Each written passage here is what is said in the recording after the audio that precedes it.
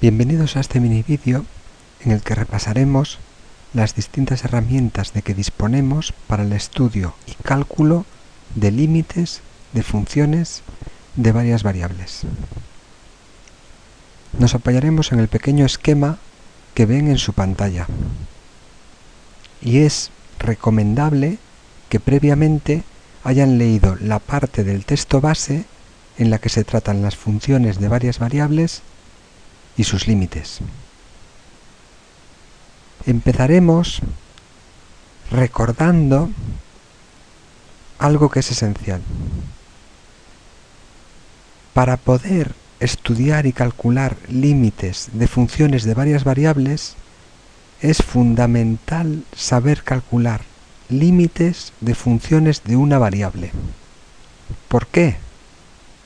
Pues porque los métodos que se utilizan o bien son muy similares a los del caso de una variable, o lo que hacen es reducir el problema de varias variables a uno de una variable. Por lo tanto, deben tener una base sólida en el cálculo de límites de una variable. Una vez hecha esta aclaración, que aparece en la elipse roja central, veamos las estrategias que podemos seguir para estudiar el límite. Presentaremos 5.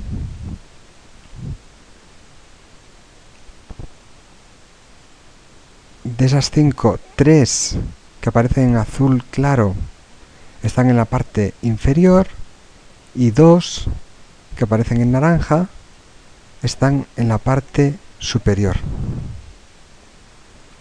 Las 3 de la parte inferior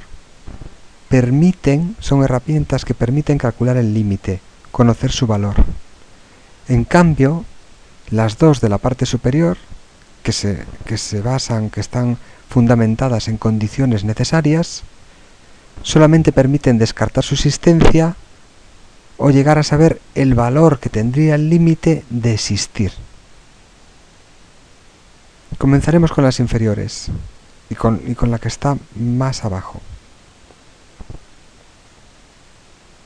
Si la expresión que queremos calcular se puede encajar entre 2 de las que conocemos el límite y ese límite que conocemos coincide para las 2, pues entonces podemos utilizar la regla del emparedado y decir que la función de la que queremos calcular el límite tiene el mismo límite que las 2 que la encajan, que la emparedan.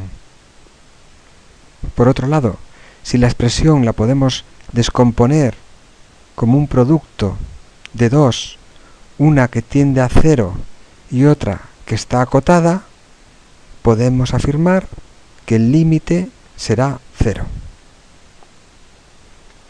3 comentarios sobre estas dos herramientas que acabamos de describir. El primero, son idénticas a las que conocemos para funciones de una variable. Son, por lo tanto, herramientas que nos debieran sonar y que no nos deberían parecer extrañas. Segundo comentario. Para utilizarlas debemos conocer límites de funciones. Los límites de las funciones que acotan en el del emparedado o el límite de la que tiende a 0 en el otro resultado. La práctica nos dará ese conocimiento, el conocer límites de funciones para poder utilizarlas para acotar o para saber que cierta expresión tiende a 0. Por último, el tercer comentario es que son independientes del punto en el que se quiera calcular el límite y son independientes del número de variables que tenga la función a la que queremos calcular el límite. Pasemos ahora al cambio a polares. El cambio a polares se aplica solamente a funciones de 2 variables, no como los anteriores. Y el límite debe ser en 0, 0. También se puede aplicar en otros puntos, pero es necesario realizar una traslación previamente. Es una herramienta muy versátil y para el nivel de esta asignatura calcula la mayoría de los límites. Si no conseguimos llegar a un resultado utilizando estas tres herramientas en azul, o sospechamos que el límite no existe, podemos recurrir a los resultados en los recuadros naranjas.